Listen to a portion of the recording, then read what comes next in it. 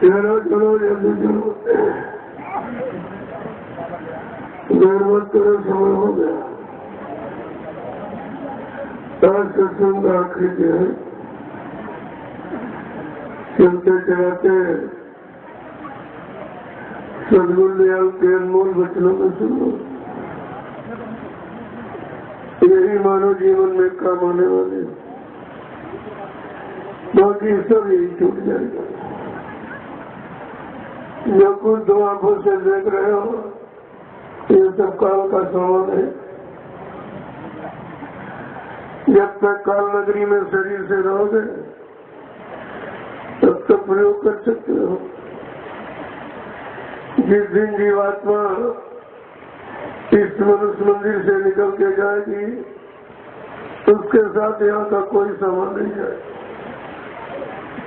जो तुमने अज्ञानता भूलवश लोभ लालच में इकट्ठा किया है, तुम्हें छूट जाए, क्योंकि यह देश काल माया का है और जीवात्मा सत्य देश की रहने वाली। वो अजर अमर देश, यहाँ की जीवात्मा रहने वाली है और उसको इस काल माया ने अपने पाप पुण्य कर्मों की मिलोनी रचना में फंसा दिया है। अब इसको निकालने वाला कोई नहीं। जब सत्पुरुष के हुक्म से कोई संत सदगुरु आएगा, नाम को जगाएगा, नाम को सिद्ध करेगा, वही नाम डोर शब्द डोर इन जीवात्माओं को पकड़ाएगा और अपने नाम जहाज पर बैठाल कर इन जीवात्माओं को इनके घर पहुंचाएगा। और ये बीच में कोई काम नहीं कर सकता। तुमको धोखा देने के लिए कोई भले कोई नाटक यहाँ गुरु बन के करे, कोई संत नाम लिखने लगे तो क्या संत हो जाएगा? क्या गुरु का दाढ़ी भेष बना के गुरु बन जाएगा? वो सदगुरु सत्पुरुष के हुक्म से आते हैं, वो यहाँ पर जीवात्मा को जगाते हैं। वही नाम दान, जो नाम का भंडार लेके आता है वही नाम दान देगा, बाकी सब झूठे। ये तो काल के जीव तो कुछ न कुछ तो खड़े करेंगे, क्यों काल की तरफ से इनको पूरा अधिकार है कि जीवों को निकलने मत देना, फंसा के रखना। इन सबको यही है कि लोभ लालच नहीं, यही मान सम्मान अधिकार यानी धन दौलत राजपाट और मतलब रुपया इसी में फंसा के रखना, किसी को निकलने मत देना। प्रेमिया, जब ये देखा जीवात्मा नहीं पहुंची, सबको फंसा लिया काल माया में, तब लिख के आपको बताया गया, लाग दया कोमल की सत्ता। तब संतों के हृदय में दया उठी, उन्होंने अपना सत्यलोक मंडल छोड़कर इस मृत्युलोक मंडल में हम सब जीवात्माओं को काल माया के देश में फंसा देखकर लेने के लिए निकालने के लिए आ गया। और आवाज लगा दी, ऐसे नहीं चुपके से आवाज लगा दी। सारे हिंदुस्तान में कोई प्रांत, जिला, तहसील, ब्लॉक, शहर, कस्बा, गली का पूछा छोड़ा नहीं जहाँ पर आवाज न लगाई हो, और तुमने उस आवाज को नहीं समझ पाया। अरे पक्षी पक्षी की बोली जान लेता है, जानवर जानवर की पशु बोली जान लेता, और तुम शिष्य होकर अपने गुरु की बोली नहीं समझ पाए, सदगुरु दयाल के अनमोल वचनों को नहीं समझ पाए। ये किसके लिए कह रहे हैं? अपने स्वार्थ लोभ लालच के लिए, कि तुम्हारी जीवात्मा के उद्धार करने के लिए, तुम्हारे पाप कर्मों में माफी दिलाने के लिए, और तुमको काल माया के देर इस थोड़े झगड़े झंझट से निकालने के लिए।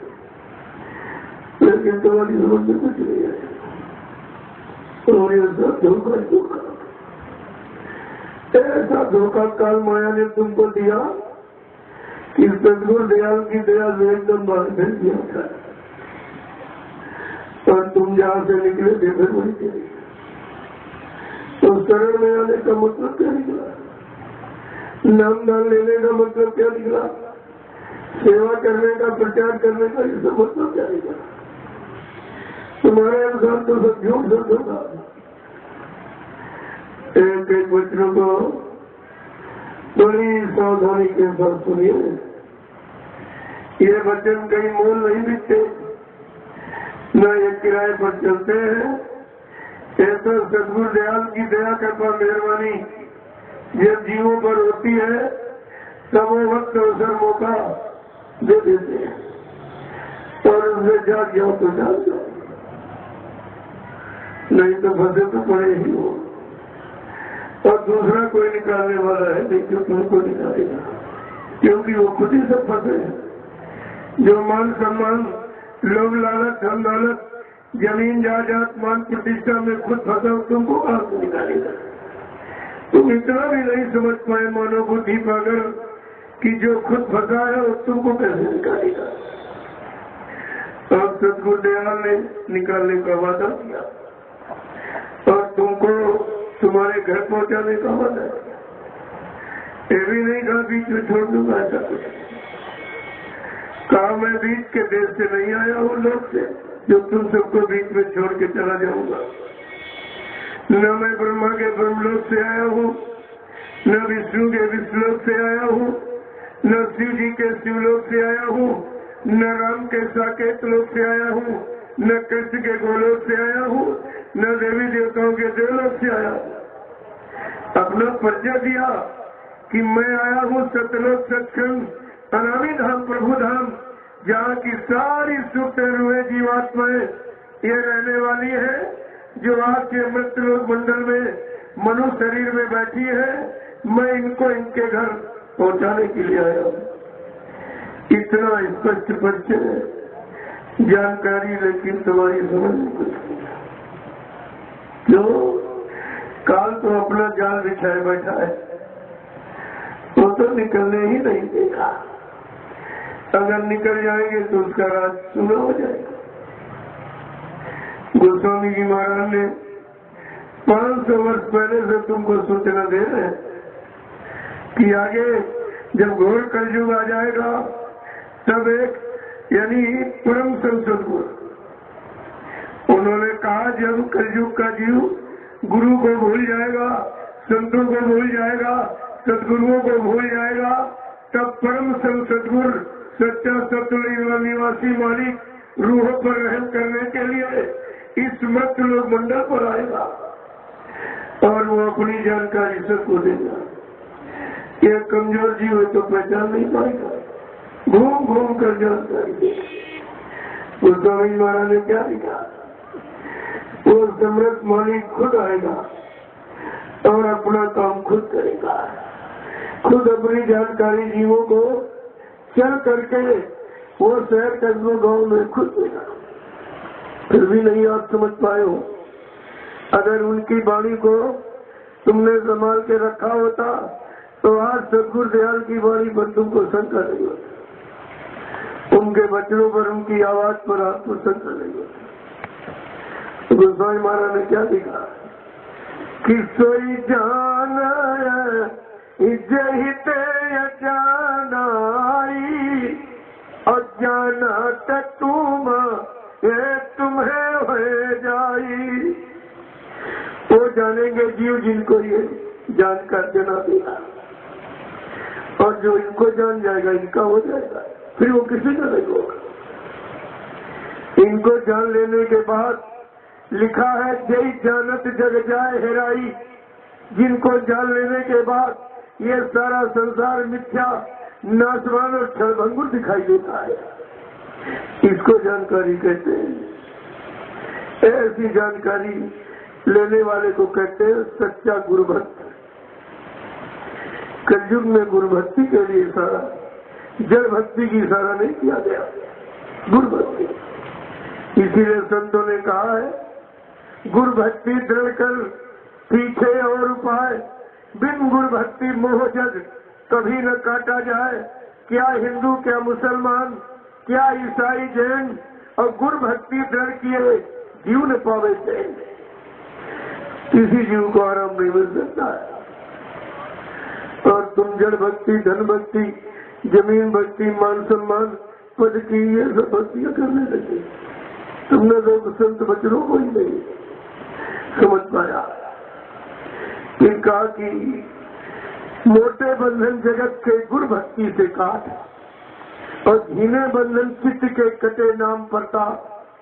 मोटे जब तक जाए नहीं, घीने कैसे जाए, ताते सबको चाहिए नित्य गुरु भक्ति कमाओ। आपको गुरु भक्ति, गुरु आदेश मानने का, पालन करने का, धारण करने का आदेश हुआ था, कुछ नहीं किया तो हमने तो कुछ समझ नहीं पाया। इतने मथुरा जाने का, सत्संग सुनने का, दर्शन करने का, सेवा देने का, सेवा करने का और प्रचार करने का, हम नाम डाल लेकर सुमरन ध्यान भजन करने का तुम्हारा मतलब ही क्या निकला? सब झूठ सब होगा। यही मतलब निकाल पाए इतने दिनों में। कहने का मतलब है उस सदगुरु दयाल ने के बारे में गोस्वामी जी महाराज ने और इशारा किया है। तुम कैसे पहचानोगे कि मालिक खुद आया है? तो उसने क्या दिया? वो खुद जीवों के सामने बताएंगे कि सन्मुख जी वह होय मोए जबहि, अजन्म कोटि अगना सो तबहि। ये हमदर्दी उनकी होगी। कहा जब जीव मेरे सामने आके खड़ा हो जाएगा, मैं अपनी दया मेहर आलूद की नजर डाल करके उनके समस्त पाप कर्मों को क्षय कर दूंगा। पाप कर्मों को केवल दृष्टि से, क्या यहाँ कोई देख कर तुम्हारे पाप हटा देगा? जो लिखा है उसको भी नहीं समझ पाएगा। अगर वही पढ़ लेते तो तुमको अपने सम्राट मालिक पर शंका ही नहीं होती, लेकिन तुम्हारे पास कोई जानकारी। भाई घूमने फिरने जाते रहे, मथुरा में लगा था मेला और आप 1500 रुपए किराया भाड़ा खर्च किया, मथुरा पहुंच गए। लगा था मेला, मेला में किसी तरह चेला बन गया। मेला का चेला का काम करेगा। मेले में बन गए चेले, और आज मेला खत्म हो गया तो चेले खत्म हो गए। कोई गुरु का चेला दिखाई दे रहा तुमको? यानी गुरु का चेला कोई नहीं, चेलों के चेले। ये भी नहीं समझ पाया रे, तुमने नाम दान गुरु से लिया कि चेले से लिया था? अभी तक तुम्हारा गुरु भाई था, गुरु के सामने कुछ नहीं बन पाया। और जैसे गुरु ने लीला की 2012 में, और फौरन चिल्ला पड़ा कि हमको बाबा जी नाम दान को कहे, हम गुरु बन गए। वो गुरु बन गया है झटके में। तुम शिष्य भी नहीं रह पाए। अपनी जगह खड़े रहकर तुम मतलब यानी शिष्य भी नहीं रह पाए हो। ये तुम्हारी बुद्धिमानी है। क्या मिलेगा, क्या कह सकोगे? इसलिए विचार करो। तो काल माया को पूरा हुक्म है। ये माया इतनी प्रबल है, जबकि ये धीमी माया है। जब माया के लोक में पहुंचे तो वहां तो कोई टिकी नहीं सकता, सब फंस जाएंगे बेचारे। गोस्वामी महाराज लिखते हैं, इस धीमी माया ने सबको ठगा है और सबको दबा के रखा। गोस्वामी महाराज ने क्या लिखा कि शिव चतुरा नन देख डेराही, अवपर जीव एक लेखे माई। जिस माया को देखकर ब्रह्मा विष्णु महादेव, जिनको विधि हरिहर कहा गया, वो थर-थर कांपते हैं। ये कजू कजी को क्या कर सकता है? इस बेचारे का कमजोर का क्या बसका है? ये तो 1 मिनट में टिक जाएगा और डिगी गए।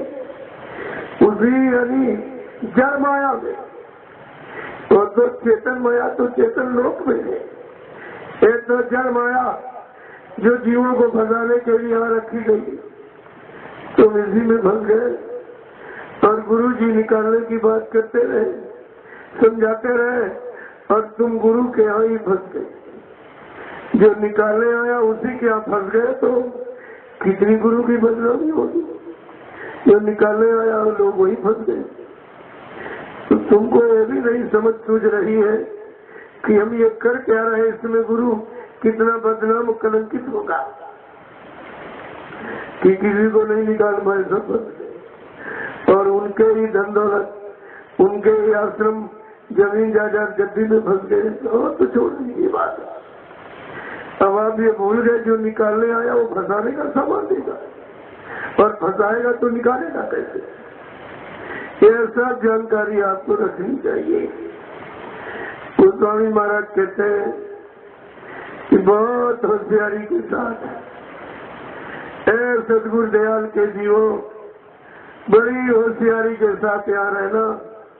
काल माया पल पल पर जाल बिछाए बैठी है, तुम निकल नहीं सकते बगैर उसकी सदगुरु दयाल की दया के। तो क्या लिखा कि माया को बड़ी हिदायत दी गई काल में कि पूरी चौकसी रखना, पहरेदारी। सब पहरेदारों को लगा दो, काम करो तो लोग मोह अहंकार को, ये किसी को निकलने नहीं देंगे, सबको बड़े फंसा के रखेंगे। गोस्वामी महाराज समझाने के लिए क्या कह रहे हैं कि चोरन जानी खगराया अभिघन अने कह करे तब माया। का जो जड़ चेतन की गांठ खुलने की युक्ति, ये नामदान जड़ चेतन की गांठ खुलने की युक्ति, काल माया की रिहाई चुकी, देश से मिल जाए उसकी युक्ति है। कहा जैसे तुम अभ्यास पर बैठोगे तो माया तुरंत अपनी सहेलियों को भेज देगी, जिनको आप रिद्धियां सिद्धियां कहते हो। 8 सिद्धियां हैं, अरिमा गरिमा लगिमा प्राकाम ईसुत और वसीकरण। कहा इनको भेजेगी, जाओ इनको सब तरह से दिगाना, लोभ लालच देना, तरह तरह का प्रलोभन, और इनको इस नाम की युक्ति में लगने मत देना। क्या लिख के बता रहे हैं कि रिद्धि सिद्धि बहु प्रेरे भाई, अभूत लो दिखावन आई, कि कल बल चाल कर जाए समीपा, अवंचल ते बुझावे दीपा। और रिद्धियां सिद्धियां छल प्रपंच माया का पूरा जाल, तरह तरह का प्रलोभन, अधिकार तुमको देंगी कि तुम जो चाहोगे वही होगा। तुम चाहो सूरज निकले तो निकलेगा, तुम चाहो न निकले न निकले, तुम चाहो हवा चले चलेगी, तुम चाहो पानी भर से बरस जाएगा। लेकिन हमारे देश से जाने की बात मत करो। देखिए कितना बड़ा जाल है ये तो। और जहाँ तुम कोई अधिकार दिया तुम इसी में भूल जाओगे, जब तो सब कुछ हो गया। लेकिन तुमको ये नहीं मालूम सब फंसने वाला क्या है, यहाँ से निकलने वाला कोई है नहीं। तो कहते कि कौन जीव बचेगा माया की प्रपंच जाल से, कौन बचेंगे। क्या लिखा कि हो ये बुद्धि जो परम सयानी, और तीन तन सीता वह नहीं तजारी।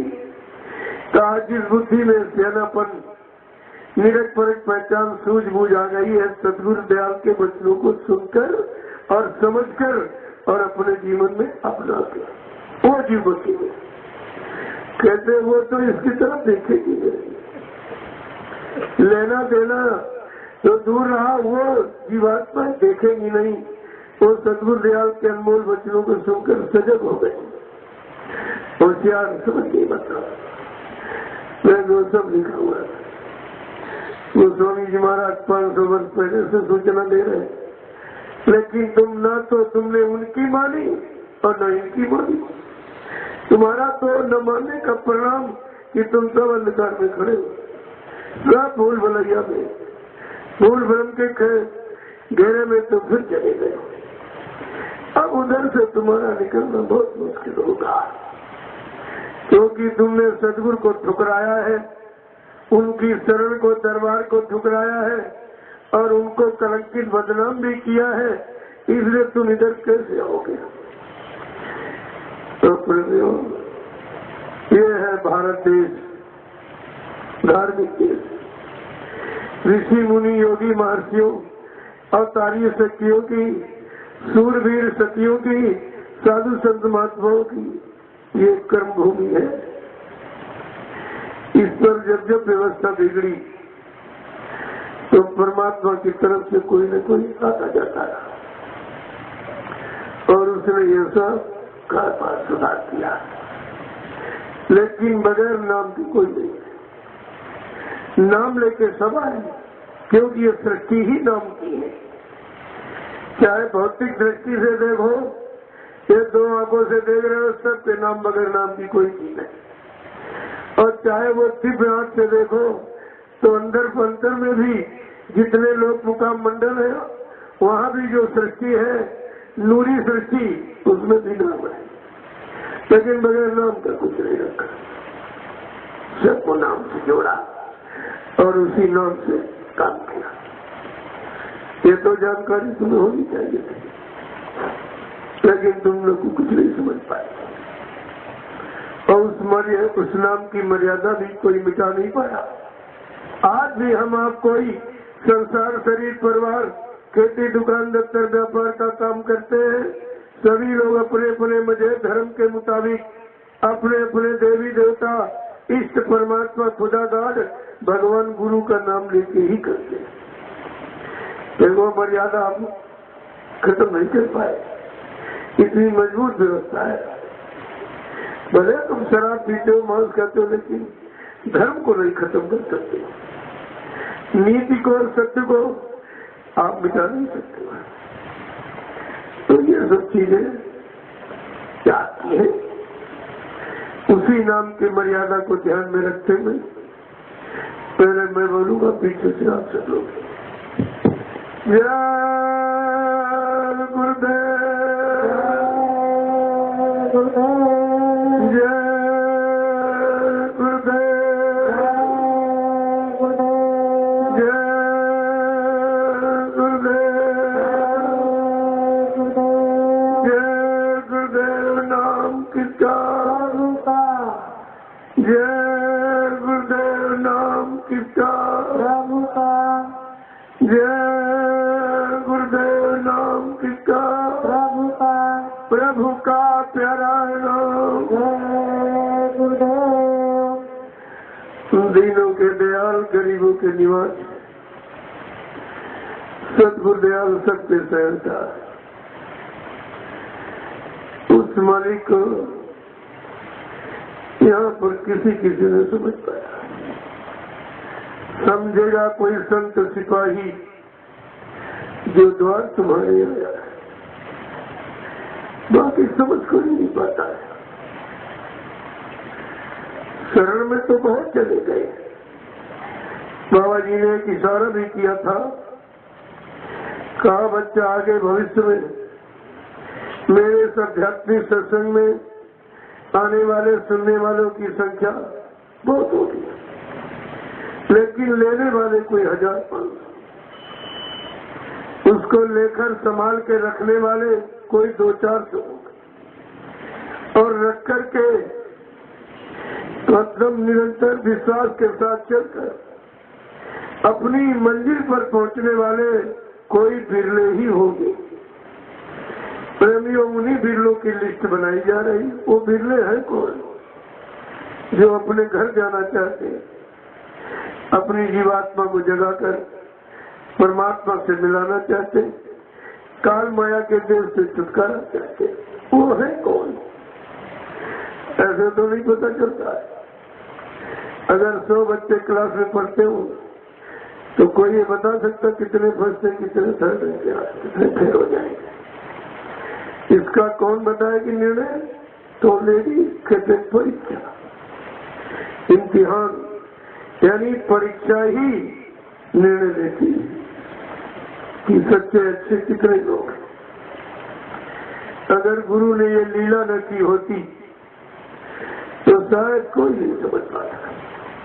तुम जीवन भर जुड़े रहते, यही नहीं जान पाते इनमें कौन सच्चा है, कौन झूठा है, कौन असली, कौन नकली है, कौन स्वार्थी, लोभी, लालची, कौन परमार्थी, सेवादार, कौन भजनानंदी, कौन विषयानंदी, कुछ नहीं आप समझ पाते।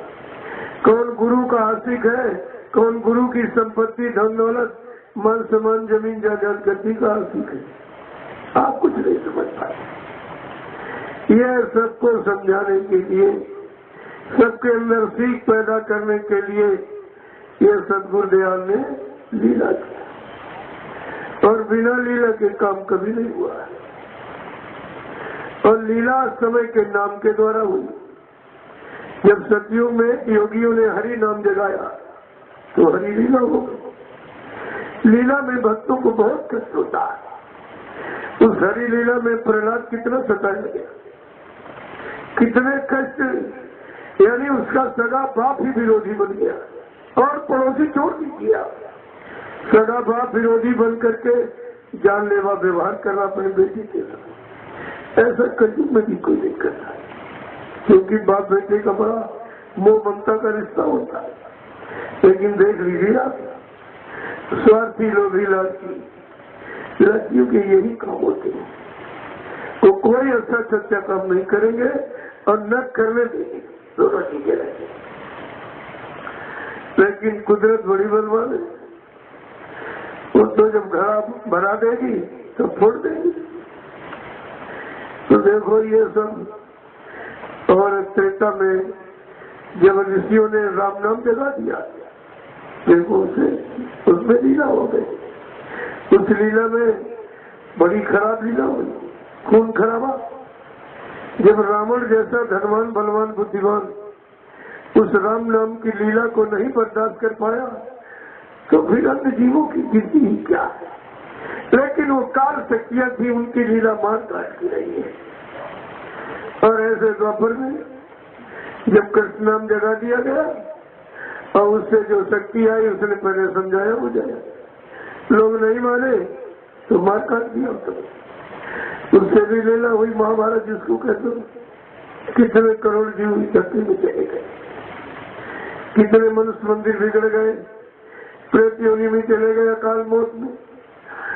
और जब ये कलयुग आया सबसे खराब युग, तब इसमें इस खराब जीवों की मदद, इमदाद के लिए सद्गुरुदयाल आए। उन्होंने नाम जगाया, गुरु नाम। इस गुरु नाम को जगाकर, और इसमें रहम दया है, इसमें मार काट हिंसा नहीं है, रहम और दया है, यानी वैचारिक क्रांति। और समृद्ध सद्गुरुदयाल ने वैचारिक क्रांति का ये नमूना बैठा दे दिया। यह तुम्हारे सामने उन्हीं की वैचारिक क्रांति का नमूना है। क्या इस तरह कोई संदेश दे रहा है इस सृष्टि में? क्या कोई शाकाहारी सदाचारी पर जोर दे रहा है? क्या कोई प्रेम दया की बात कर रहा? सब स्वार्थ, लोभ, लालच, रुपए, पैसे, धन दौलत, मान सम्मान, अधिकार, गद्दी, इसके सिवा कोई बात नहीं करता। और ये सद्गुरुदयाल की मेहनत देखिए, अभी तो 1% भी आदमी नहीं आया। और जब सब जागरण हो जाएगा तब तो कहीं जगह भी नहीं मिलेगी। तो वही जगह मथुरा आश्रम, वो जगह है। अरे वो तो सबकी है भाई, वो तो जनहितों का है आश्रम, किसी एक व्यक्ति का नहीं है, वो सबका। तो जब सबका है, सबका अधिकार होगा। ऐसे तो रावण कहता था मेरा अधिकार, किसी का अधिकार लंका में नहीं, और विभीषण को लात मार के भर के बाहर निकाल दिया। लेकिन जब सत्यता सामने आई तो देखिए सब खत्म हो गया, तब वो मारा गया। ऐसे कंस भी इसीलिए मारा गया, और मतलब ऐसे जरासिंह भी मारा गया, और ऐसे हिरण्यकश्यप भी मारा गया। और बाबा जी ने भी कहा था, कंस चाहे मथुरा का हो, चाहे आश्रम का हो, या और कहीं घर मकान बना के रहने लगा हो, बच्चा समय से मारा जाएगा। यह सब तुम्हारे सामने पहले ही कहा जा चुका है, लेकिन जब गुरु के वचनों को संभाल के नहीं रखा तो आप शंका में कहेंगे। तुम्हारी शंका का कारण केवल वचनों को पकड़ के न रखना और उस पर तुम विश्वास भी नहीं कर पाए। अरे अभी तो तुम्हारे लिए मौका है, आ जाओ, नहीं रोना पड़ेगा, रोना। इतना पछताओगे, आंसू गिराओगे, तुम्हारी कोई सुनने वाला, आंसू पोंछने वाला फिर मिलेगा नहीं ना। इसलिए कि मौका दिया जा रहा सत्संगी प्रेमियों को कि अभी जाग जाओ, चेत जाओ, होश में आ जाओ, अपनी जगह खड़े हो जाओ, भजन करने लगो। हम तो नहीं कहते हमारे पास आ जाओ, हमको सेवा दो, पैसा दो, हमारा मान सम्मान करो। मैं तो ये कह रहा हूँ तुम जाग जाओ और अपनी अपनी जगह खड़े हो जाओ। जो तुमको आदेश सदगुरु दयाल ने दिया था कि घर गृहस्थी परिवार में रहना, बच्चा कोई साधु मत बनना, नहीं बहुत मार पड़ेगी। साधु बना नहीं जाता है, साधु कर्म करना एक व्यवस्था है। और कहा अपने बाल बच्चों के पालन पोषण के लिए खेती करना, दुकान करना, दफ्तर करना, बिजली व्यापार मजदूरी करना, लेकिन सच्चाई ईमानदारी मेहनत से करना, ताकि किसी का कर्म कर्जा तुम्हारे को चढ़ने न पाए। जो तुम मुनाफा समझते यही कर्जा है, तुम मुनाफा समझते वो कर्जा है। मुनाफा कहाँ से आ गया? तुमने जो दूसरों को लूटा और ठगा है उसे मुनाफा कहते हो, और वही तुम्हारा कर्म कर्जा है। फिर उसके यहाँ जिसका लिया है बैल घोड़ा खच्चर गधा बन के कमा के देना पड़ेगा। ये कर्म कर्जे का देश। यहाँ भजो भगवान जिसको आपने कहा, वो भी जब यहाँ आया और उसको भी अपने कर्म कर्जे का भुगतान देना पड़ा। जब कृष्ण नदी किनारे बैठे थे और उनके पैर में काला निशान था, तो बहलिये ने दूर से देखा ये तो हिरने की आंख सी चमक रही, ताक के बाण मारा तो पैर चिल्ली हो गया। बड़ी जोर चिल्लाहट की आवाज हुई, उसने समझा शिकार हो गया। जब दौड़ के आके देखा कि भगवान कैसे चिल्ला रहे, कहा भगवान क्षमा कर देना, धोखा हो गया, हमारे अपराध को क्षमा कर दो, धोखा हो गया। अरे भाई तुम्हारा कोई धोखा नहीं। मैं त्रेता में तुम बाली थे, मैंने पेड़ के आड़ से धोखा देके तुम्हारे बाण मार के तुम्हारी हत्या की थी। उस धोखे का बदला हमारा तुम्हारा अदा हो गया, हमारा तुम्हारा कर्म कर्जा निपट गया। प्रेमियों, जिसको भगवान कहा उसको भी कर्म कर्जा यहाँ देना पड़ा। ऐ इंसान, तू किस गफलत अज्ञानता भूल में बैठा है और ये पाप कर्मों का ढेर कर बना रहा। यह सब आपको विचार करके रखना चाहिए। अगर ये विचार होता तो आज तुम्हारा अवसर प्रामर्श होता, कोई बुरा नहीं होता। इसलिए संत महापुरुषों ने समझा कि कहा बहुत सोच समझ कर यहाँ रहने की, चलने की, खाने पीने की जरूरत है, और किसी में जरा सी गड़बड़ी हो गई तो वो कर्म कर्जा बन जाएगा। तो उन्होंने समझा कि क्या कहा है कि यहाँ तुम समझ सोच कर चलना, तुम समझ सोच कर चलना, यहाँ तुम सोच समझ कर चलना, तुम सोच समझ कर चलना। ये तो राह पड़ी अति गहरी, ये तो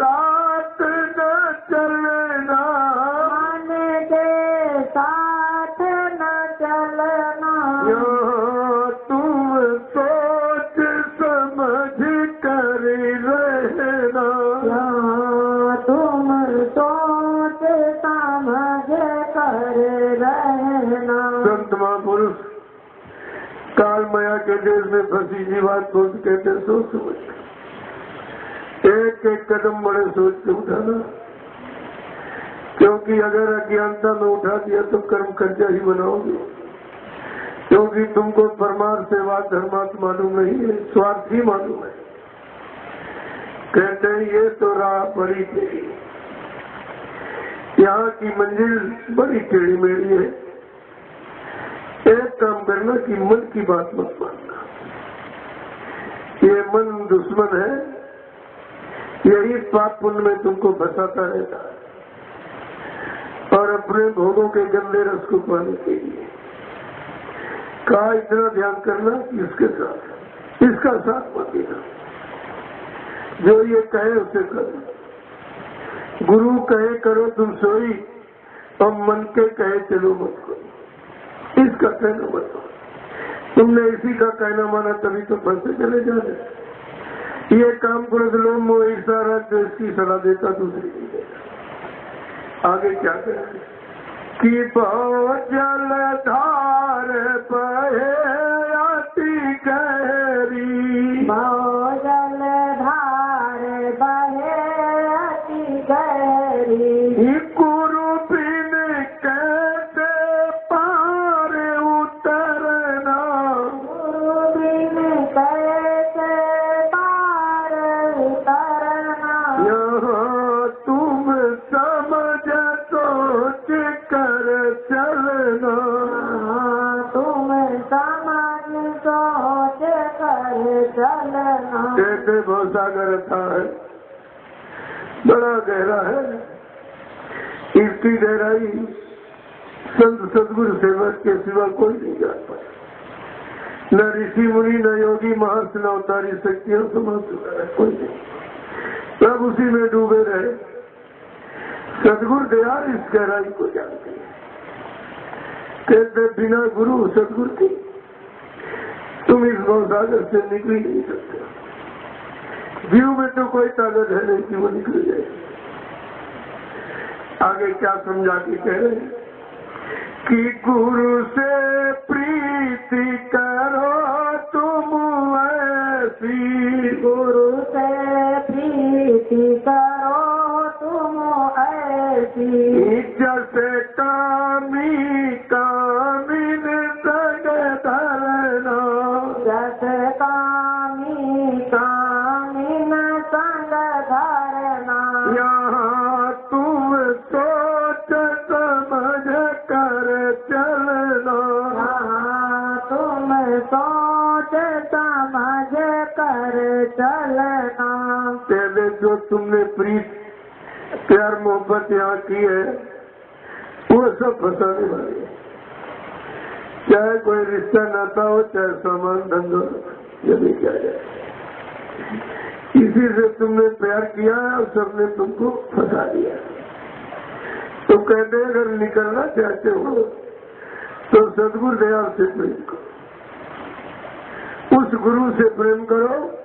गुरु की पहचान भी है, गुरु वही जो शब्द से नहीं और शब्द बिना दूसर नहीं सही, केवल शब्द का भंडार जिसके पास, जिसे नामदान कहते हो, ये नाम और शब्द का भंडार जिसके पास है, वो गुरु तुमको इस भवसागर से निकाल पाएगा।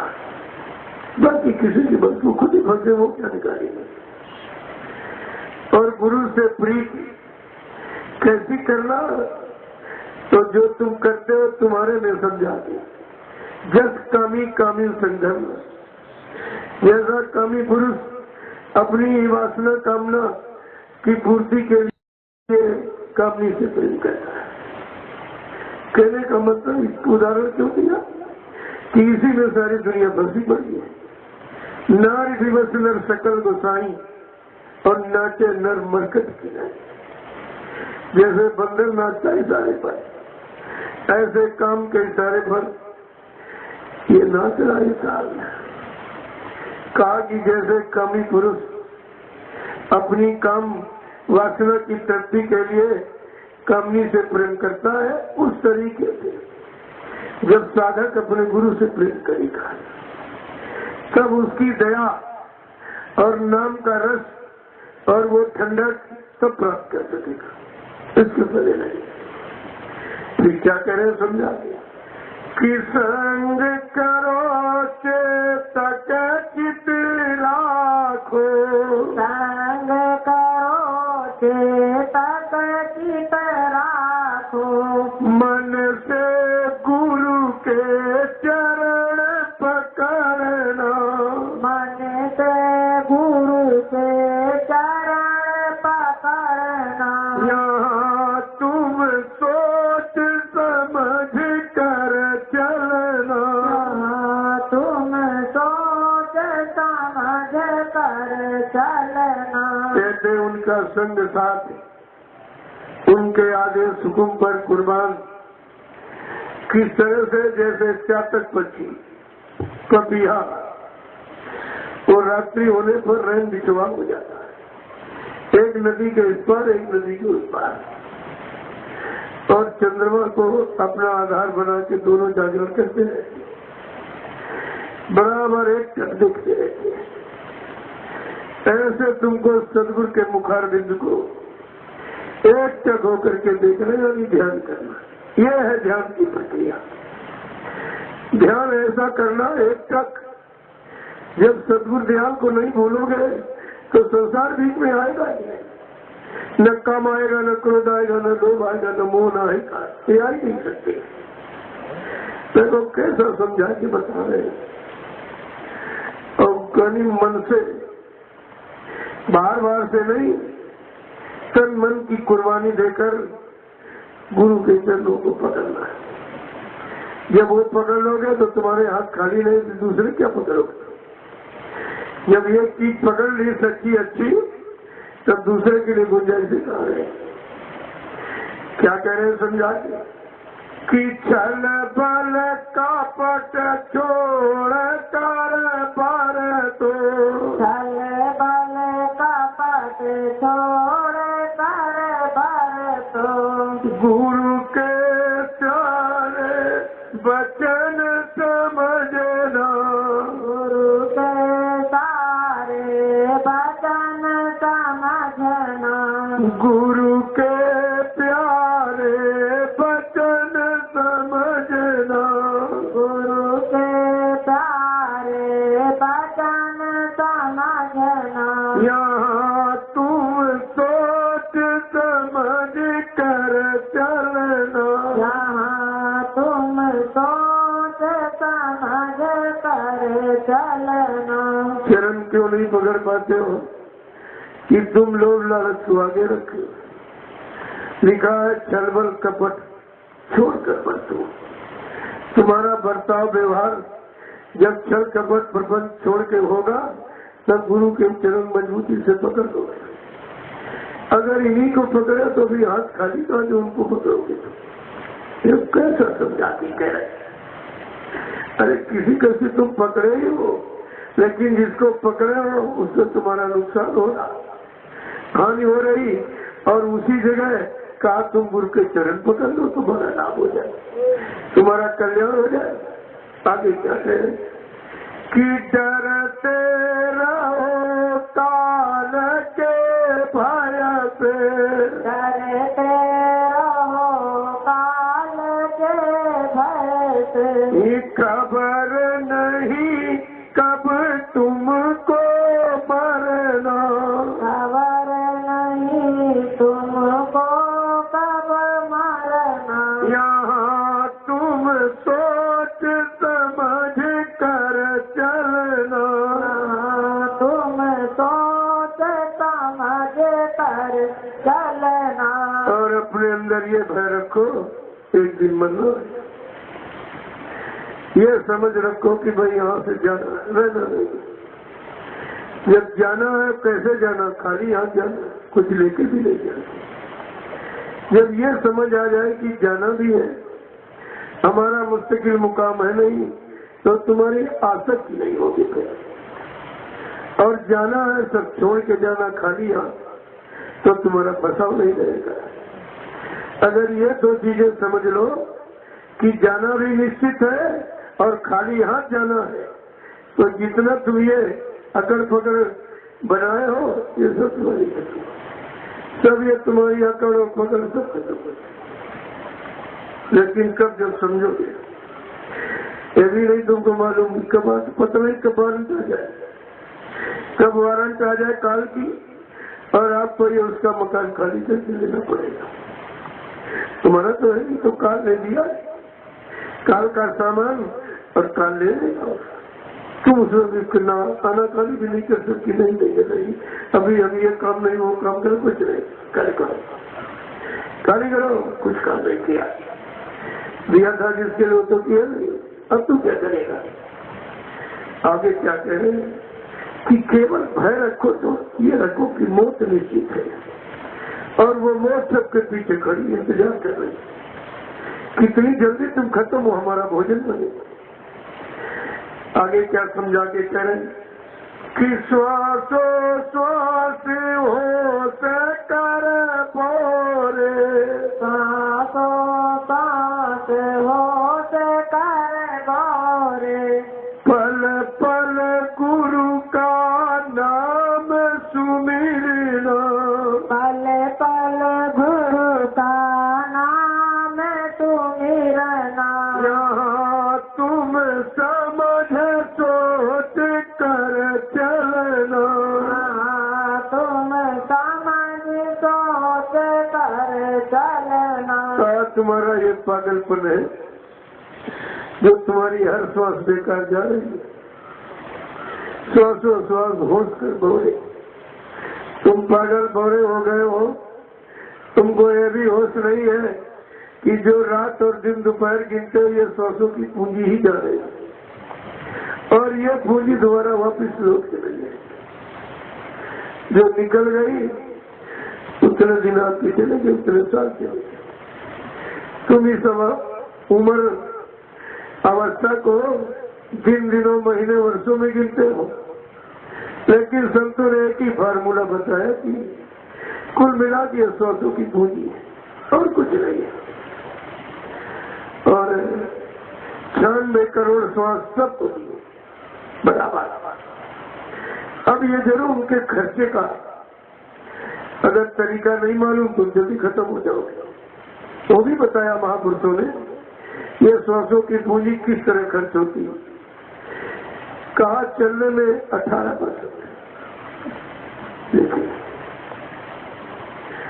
चलने में 18, सोने में 30, चलने में 18, बैठने में 12, सोने में 30, और मैथुन स्त्री प्रसंग में 34%। यह है खर्चे का विभाजन।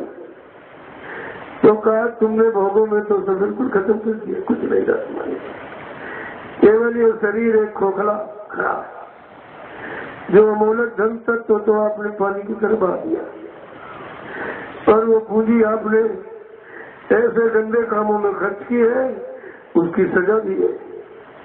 जब पूंजी को गलत तरीके से खर्च करोगे उसकी तो सजा मिलेगी आपको। महापुरुषों ने उस पूंजी के सम्मान के लिए एक इशारा किया है कि घर गृहस्थी परिवार में तो बच्चा रहना, लेकिन थोड़ा संयम में रहना। जब लोग इसको नहीं समझ पाए तो कहा देखो घर गृहस्थी परिवार की बाल बच्चों के बीच रहना, महीने में 30 दिन होते, 29 दिन ब्रह्मचर्य का पालन करो, और एक दिन ब्रह्मचर्य को तोड़ो तो तुम्हें पता चल जाएगा कि जब ब्रह्मचर्य किया तब भजन करने में क्या आनंद था, और जब टूट गया तब क्या होगा। तो तुमको इसके पता चल जाए कि भजन किससे होगा। अगर 6 वर्ष लगातार अखंड ब्रह्मचर्य का आप पालन करें, मनसा वाचा कर्मणा, तीनों तरह से, एक तरह से नहीं, तीनों तरह से, कोई भिखारी ना हो, तो तुम ये शिकायत नहीं करोगे कि मेरा ध्यान नहीं बनता, भजन नहीं बनता, सुगत नहीं बनता, ये शिकायत नहीं आप करेंगे। इसलिए घर गृहस्थी में तो रहने का है आपको आदेश, लेकिन गृहस्थी में ही साधु बन जाओ, उसकी मर्यादा बहुत बड़ी है, और उसका लाभ भी बहुत बड़ा है कि जंगलों में छिपकर तो कोई नहीं कर सकता है। वो तो एक तरह से कायरता है जो भाग गया छोड़कर मैदान, जो मैदान छोड़ के भाग गया वो कायर है। इसी घर गृहस्थी में परिवार में रहकर जहां से बिगड़े हो वहीं से संभलना शुरू करो। गोस्वामी जी महाराज ने यही तो कहा था कि मेरा जैसा कोई कामी पुरुष सृष्टि में नहीं होगा, एक मिनट स्त्री के बगैर नहीं रह सकता था। लेकिन जब उनको वहां से ज्ञान मिल गया तब उन्होंने एक संकल्प ले लिया था, अगर वही संकल्प तुम लोग ले लो तो तुम्हारा भी काम हो जाए। क्या संकल्प लिया था? जब उनकी स्त्री ने धिक्कारा उनको कि अस्थि चर्म ये देह में तामे जैसी प्रीत, ऐसी यदि श्री राम में तो हो तो होगी। कहा तुम इस मेरे चमड़ा का शरीर, हड्डी मांस और खून और मन और मूत्र इसमें भरा है, कुछ नहीं, इतनी गंदगी है। इस गंदगी से तुमको इतना लगाव है, अगर इतना ही कहीं भगवान से हो जाए तो हमारा तुम्हारा दोनों का कल्याण हो जाएगा। तो एकदम रत्ना की बात जैसे सीने में लात लगी हो ऐसे उनको टच हुआ कि बताओ स्त्री हमको समझा रही है, इसमें भी काम तो लोग हमारे लिए भी वही है। ये जाकर चेत गई तो मैं कुछ नहीं समझ पाया और तब तक उसने दूसरा बार डबल डोज दे दिया उनको। क्या कहा कि लाज न आई आपको दौड़े आए साथ, धिक धिक ऐसे प्रेम को क्या कहूँ मैं जाने, धिक्कार है तुझको, इस चमड़े के खोल से इतना लगाव कर रहे हो जिसमें अगर चमड़ा हटा दो तुम इसके पास नहीं बैठोगे, इतनी गंदगी इसमें भरी पड़ी है। और कहा तुमको इसमें लगाओ, शर्म नहीं आई तुमको?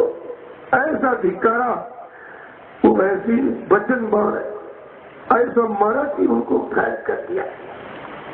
प्रेमियों, और तो तलवार भाला बरछी के घाव तो पूरे हो जाते हैं, लेकिन बचन बाण का घाव पूरा नहीं होता। बचन बाण की चोट जग में है भारी, और समता में जिसके छुरी न कटारी, इसकी समता बराबरी कोई नहीं कर सकता। अगर सदगुरु दयाल के वचन ही लग जाए वही साधक बना देती, वही तो मतलब यानी परमात्मा से मिलाने की शक्ति दे देते हैं। केवल वचनों की बाल लग जाए तो काम बच जाए। उन्होंने अपनी स्त्री को संकल्प ले लिया, कहा तू मेरी ज्ञान गुरु हो गई, ज्ञान की गुरु, और संकल्प ले लिया तू तिरिया मेरी ज्ञान की माता। देखो माँ बहन बेटी, अगर ये रिश्ता खड़ा कर दो तो काम हुआ टिकेगा नहीं, रह नहीं सकता। उन्होंने संकल्प में क्या कहा, तू तिरिया मेरी ज्ञान की माता, तूने ज्ञान दियो। गोस्वामी दास भजे भगवान, जा तिरिया तेरी सेज न चढ़ोगे। संकल्प कर लिया, आज से हमारा तुम्हारा पति पत्नी का रिश्ता खत्म, तुम मेरी ज्ञान की माँ हो। जहाँ माँ बहन बेटी शब्द आएगा वहाँ काम विकास दिख नहीं सकता। और देखिए गोस्वामी जी महाराज तू कहाँ पहुँचा दिया, सतगुरु दयाल की सीट पर। ये उस नारी का, उसी का प्रेरणा है, उसी की। तो ऐसा नहीं, तुम जहाँ से समझना चाहो, सुधरना चाहो, वहीं से सुधर सकते हो, लेकिन कम से कम अंदर में भावना तो बताओ। संकल्प तो गुरु पूरा करेगा, लेकिन तुमको धारणा बनानी पड़ेगी। जब विचार बना दोगे कि दया दे दीजिए, दया हम इस काबिल नहीं है, हम कुछ नहीं कर सकते, लेकिन ये कहो कि करूंगा नहीं, तो संकल्प पूरा होता है। ऐसा नहीं कि मतलब यानी वहाँ कोई धोखा नहीं, केवल धोखा तुम्हारे मन में, जो बार बार संकल्प लेता, तोड़ देता, फिर देता, फिर तोड़ देता। तो समझा के क्या कह रहे हैं कि यहाँ की गफलत बहुत सतावे, यहाँ की गफलत बहुत सतावे, फिर आगे कुछ नहीं बन पाना, फिर आगे कुछ नहीं बन पाना। यहाँ तुम समझ तो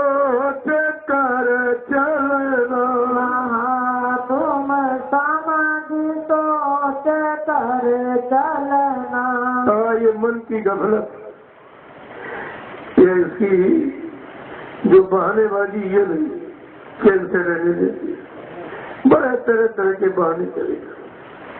जब सत्संग में चलने का समय आएगा बहुत के ये बीमारी, ये दर्द हो रहा, ये परेशानी, ये तरह तरह के बहाने, क्योंकि काल का एजेंट है, यहाँ कैसे ले आएगा तुम। लेकिन अगर तुमने सद्गुरु दयाल से प्रेम किया है, उस प्रेम बंधन के आगे सब ढीले पड़ जाते हैं।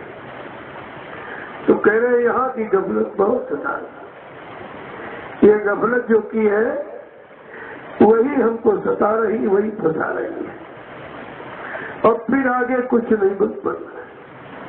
जो ये अवस्था समय निकल जाएगा, आगे का क्या भरोसा करना है, पता नहीं है। समय मिले शरीर रहे न रहे, समय मिले न मिले, तो इस मनुष्य शरीर में अधिकार मिला है, इसको संभाल के रखो और इसी से अपना काम बना लो। दूसरे शरीरों में ये काम नहीं होगा, जीवात्मा दिखाने का, परमात्मा से लेने का। आगे क्या समझा के कह रहे कि जो कुछ बने सो अभी बना लो, जो कुछ बने तो अभी बना लो, फिर कुछ का न भरोसा करना, फिर कुछ का भरोसा न करना। यहाँ तुम समझ सोच कर चलना, यहाँ तुम समझ सोच कर चलना। कहते जो बनाना हो तो इसी मनुष्य मंदिर में मिलेगा। ये 83,99,999 योनियां तुम भोग भोग के आए हो, उनमें बनने की बात नहीं थी। जब प्रार्थना किया निरंतर आत्मा ने मालिक से कि एक बार हमको मनुष्य शरीर का मौका दे दीजिए, मैं किसी महात्मा से अपने घर का रास्ता पूछ लूंगी और मैं यहाँ से हमेशा के लिए चली जाऊँ, फिर कभी नहीं आऊंगी। कहा इतनी बेचैनी क्यों नहीं? अरे कहा मैंने इस मन के साथ जाके देख लिया, जहाँ जहाँ गई उस शरीर में रहने नहीं दिया गया। जन्म मरण इसके सिवा कोई ढांकी नहीं लगा। कहा नाक में दम हो गई हमारे, बार बार मरते मरते। कहाँ तक मरा जात पैदा हुआ, ये तो सिलसिला कभी बंद होने वाला ही नहीं है। इसलिए मालिक से प्रार्थना करती रही और उसने जीवात्मा की प्रार्थना खुश होकर के ये तुमको बॉर्डर की योनि दे दिया। बॉर्डर की योनि, ये मनुष्य बॉर्डर की योनि है। अगर चूक है तो फिर 84 में चले जाओ, अगर चेत गए तो 84 से बच जाओ। इसलिए बॉर्डर पर बड़ा होशियार रहना पड़ता है, दोनों तरफ से खतरा होता है। तो आपको ये सुनो, कहा कि जो कुछ बने सो अभी बना दो, फिर यहाँ कुछ बढ़ने की चीज नहीं है। आगे समझा के क्या कह रहे कि जग सुख की कुछ चाह न राखो, जग सुख की कुछ चाह न राखो, और दुख में इसके दुखी न रहना, दुख में इसके दुखी न रहना। यहाँ तुम समझ सोच कर चलना, तुम सोच समझ कर चलना। कहते संसार की सुख की चाह यही तुमको फंसाती रहती है, और तुम समझते हैं बहुत अच्छा माफी मांगते मैं अच्छा काम कर। कहते जग सुख की कट चाह रखो, ये जितनी चाहना वासना है ये सब तुमको फंसाने का ही काम करेगी। इसलिए इस नाशमान जगत की कोई सुख की इच्छा मत रखो। और कहते दुख में इसके दुखी न, अगर दुख आ जाए तो समझ लो कि हमको शिक्षा देने आए कि संसार से चलो, यहाँ दुखी दुख सुख है। आगे क्या कह रहे हैं कि सुख में कि दुख की घड़ी कनी मत जानो, दुख की घड़ी गली मत जानो, नाम गुरु का छिन छिन भजना, नाम गुरु का छिन छिन भजना। कहते अगर दुख आ जाए तो समझ लेना गुरु की दया हो रही। किस लिए कि जब दुख मिलेगा तो कहोगे यहाँ कभी नहीं आएंगे, न रहेंगे और न कभी आएंगे, और चलने की तैयारी में लग जाओगे। अगर सुख मिलने लगे तो तुम कभी नहीं जाओगे, कभी नहीं करोगे। तभी तो महापुरुषों ने लिखा कि दुख में सुमरन सब करे, सुख में करे। जो सुख में सुमरन करे तो दुख आए को। अगर दुख सुख को एक समान बना लो, चाहे दुख आए तो गम नहीं, सुख आए तो अहंकार नहीं, और जो रास्ता दिया सदगुरु दयाल है उसको बराबर कर दिया। जब बराबर करते रहोगे तो सुख दुख का तुम्हारे पर कोई असर ही नहीं होगा। कि सुख और दुख ये दोनों भ्रमित करने वाले। सुख सोने की बेड़ी, दुख लोहे की बेड़ी, दोनों बेड़ियां हैं।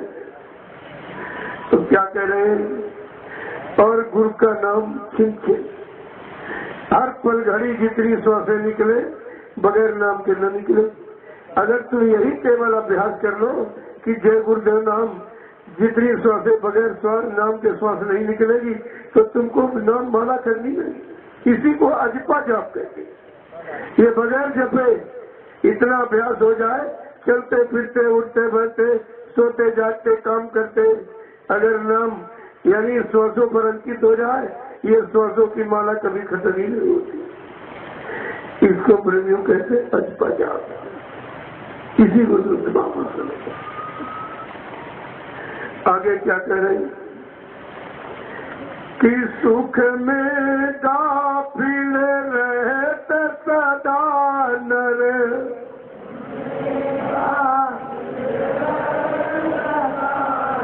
ये सुख में गाफिल रहते सदा नर, सुख में गाफिल होते सदा नर, मन तरंग में दम दम बहना, मन तरंग में दम दम बहना।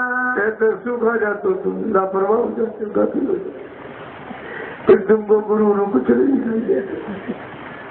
तुमको ये नहीं मालूम सुख दुख दोनों भड़काने वाले, दोनों तुमको एक पकड़ के रखने वाले हैं। चाहे सुख दुख हो, लेकिन नाम को तुम्हें बंद नहीं करना चाहिए। और क्या कह रहे हैं कि मन तरंग, जब सुख आया पैसा आया तो मन तरंगे उठाता है, ये बना लो, वो कर लो, ये कर लो, वो कर लो।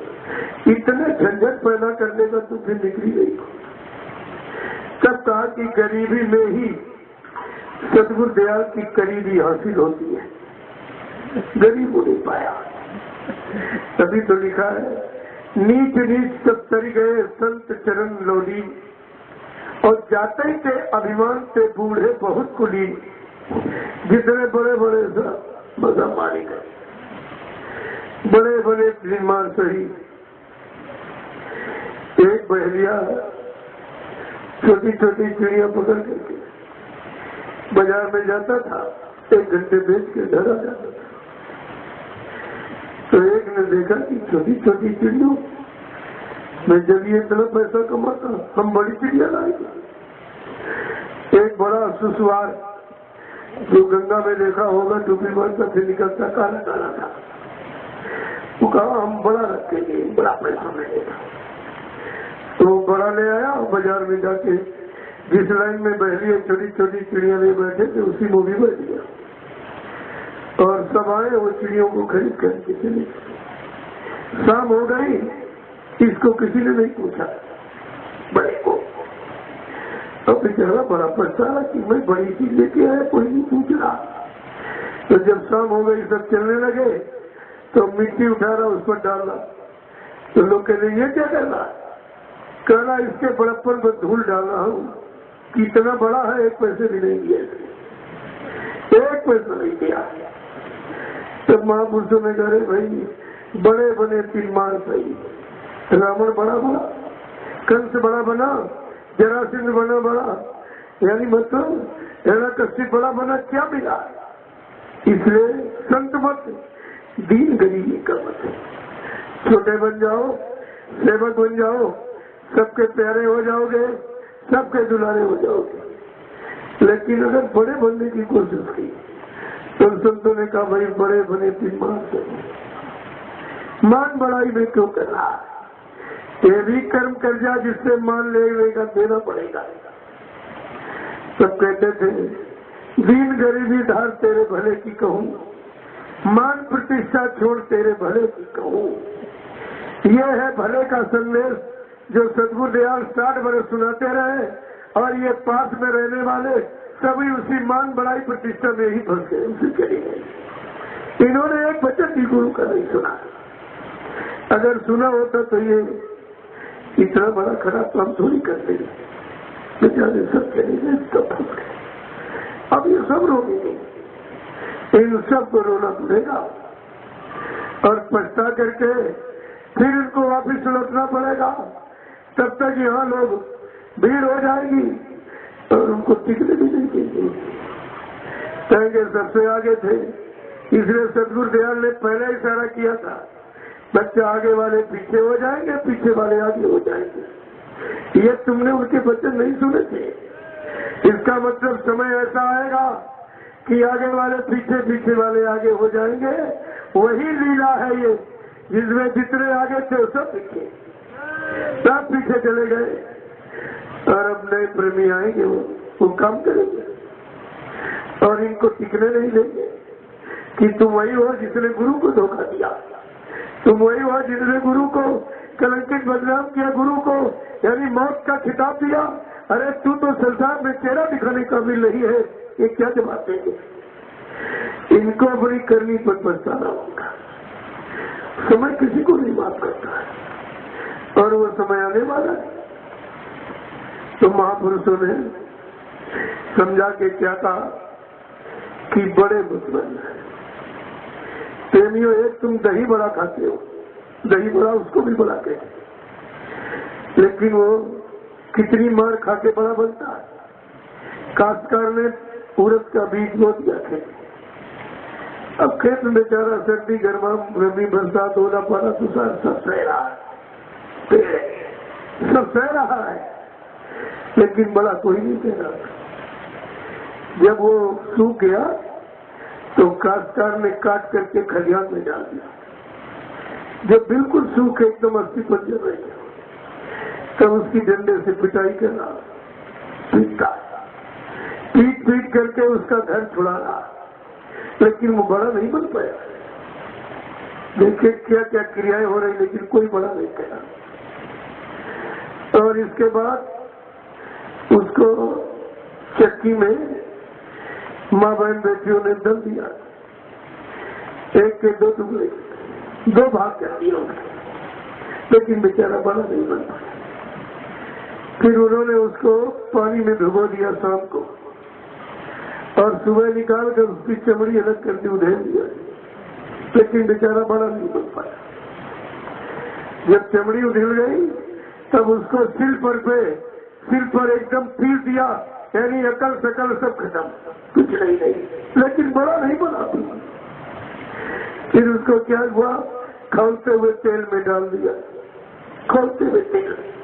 कितनी परीक्षा हो रही, देख लीजिए बड़े बंदे, कितने कष्ट है, कितनी मार पड़ रही है। खोलते हुए तेल में डाल दिया, लेकिन बड़ा नहीं बना।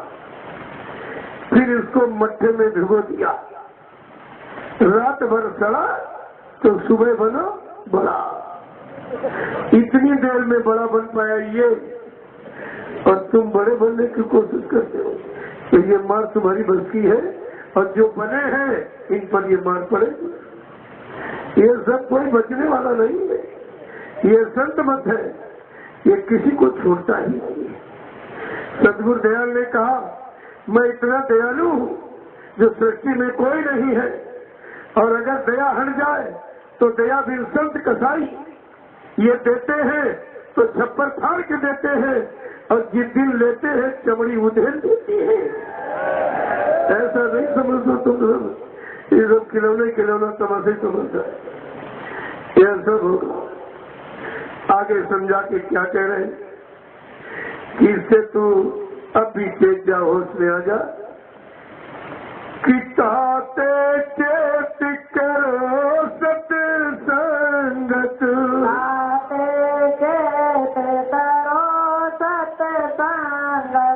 दुख सुख नदिया पार उतरना, दुख सुख नदिया पार उतरना। यहाँ तुम समझ सोच कर चलना, तुम सोच समझ कर चलना। इसलिए सतगुरुदयाल जीवों को जगा के क्या कह रहे हैं, अरे तेज जा, होश में आ जा, सत्संग में चला जा। सारी सत्यता का ज्ञान हो जाएगा कि सत्य क्या है, झूठ क्या है, असली क्या है, नकली क्या है। मतलब यानी तू सत्संग में चला जा। क्या कह रहे हैं, सुख दुख। तो जब सत्संग में चला जाएगा तो सुख और दुख की नदियां से तू पार, यानी भवसागर से पार हो जाएगा। अगर संत वचनों को मान करके अपने जीवन में उतारना सीख जाएगा तो जब तुम जैसे वचनों को उतारोगे वैसे तुम इस भवसागर से उतर जाओ। कुछ बात नहीं चाहते। आगे क्या कह रहे हैं कि अपना रूप लखो घट भीतर, अपना रूप लखो घट भीतर, फिर आगे को सूरत धरना, फिर आगे को सूरत धरना। यहाँ तुम समझ सोच कर चलना, यहाँ तुम सोच समझ कर चलना। कहते जब सतगुरु दयाल की बनाई युक्ति जिसे नाम दान किया, उस युक्ति को जब आत्मा के घाट पर बैठकर विधि विधान से मन बुद्धि चित्त को रोककर जब नाम की कमाई करो वो जीवात्मा जगत, तब तुम असली अपने स्वरूप को समझ पाओ कि हम क्या है, मानव तन का महत्व क्या है, इस जीवात्मा का यानी कितना बड़ा इसका ज्ञान का और शक्ति का भंडार जो सारी सृष्टि को चला रही है, तब समझ में आएगा। कहते हैं कि सतगुरु पूरे कहे समुझाई, सतगुरु पूरे कहे समझाई, और सत्य गुरु से जाकर मिलना, सतगुरु से जाकर मिलना। यहाँ तुम समझ सोच कर चलना, यहाँ तुम सोच समझ कर चलना। कहते हैं शब्द गुरु से ये तुम्हारी समस्या का समाधान कौन निकालेगा, कौन दूर करेगा, भवसागर से। कहते हैं शब्द गुरु से मिलना, दाढ़ी वाले कपड़े वाले गुरु से नहीं, शब्द गुरु जिसने शब्द की कमाई की हो और शब्द का भंडार लेके आया हो और शब्द का के भंडार को लुटाया हो, ऐसे समर्थ शब्द गुरु की संज्ञा के मिलना। तो ये सारी तेरी समस्या जो दुख और सुख, जो मार की, जन्म मरण की, ये सब खत्म हो जाएगी। लेकिन और कोई नहीं कुछ कर सकता। सतगुरु स्वामी कहे समझाई, बार बार समझा के कहते हैं ये तुम्हारी समस्या का समाधान केवल शब्द गुरु से होगा, अक्षर गुरु से नहीं। अक्षर गुरु तो भाषण स्पीच कर देगा, गाना बजाना करके दक्षिणा रुपए पैसे ले लेगा, लेकिन तुमको शरण में लेकर तुम्हारा काम नहीं कर सकते। चले जाओगे, सेवाएं मांगता रहेगा, सम्मान मांगता रहेगा, मान सम्मान लेता रहेगा, लेकिन तुम्हारी जीवात्मा का भला नहीं कर सकता। यह काम तो केवल शब्द गुरु ही करेगा। इसलिए आपको समय से सम्राट मालिक ने नाम डाल दिया। ये है तुम्हारी युक्ति, तुम्हारा आधार। इस नाम आधार पर जब जीवात्मा बैठ जाएगी तो बैठ जाएगी।